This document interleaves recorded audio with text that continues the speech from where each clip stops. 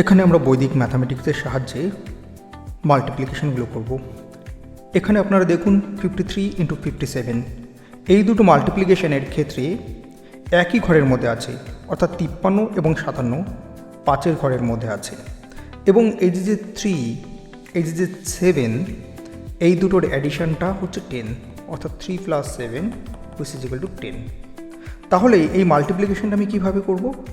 এই 3 আর 7 এটা মাল্টিপ্লিকেশন করছি, তার মানে 3 × 7 মানে 21, এবং যে লাস্ট এই যে 5 আছে লেফট হ্যান্ড সাইডে 5 আছে, 5-এর থেকে এক বেশি মানে 6, তাহলে 5-এর থেকে এক বেশি মানে 6 মানে 6 × 5, আলটিমেটলি রেজাল্ট 3021। তাহলে 53 × 57 এর গুণফল হচ্ছে 3021।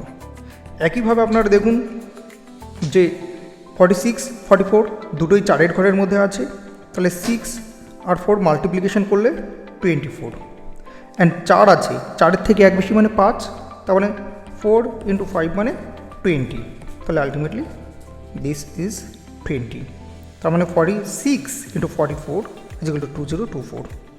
একইভাবে এই যে 9 আর এই যে 1 এই দুটো মাল্টিপ্লিকেশন করলে 09, এখানে যে 3 আছে, 3 থেকে এক বেশি মানে 4, তাহলে 3 × 4 মানে 12। একই প্রসিডিওর 9 আর 1 মাল্টিপ্লিকেশন করলে 09, অ্যান্ড 6-এর থেকে এক বেশি মানে 7, তাহলে 6 × 7 মানে 42। একই প্রসিডিওর 3 আর 7 মাল্টিপ্লিকেশন করলে 21, এখানে 11 আছে, 11-এর থেকে এক বেশি মানে 12, তাহলে 12 × 11 মানে 132। তাহলে এই টিক্সের মাধ্যমে আমরা ভেরি ইজিলি প্রবলেমটা সলভ করতে পারবো।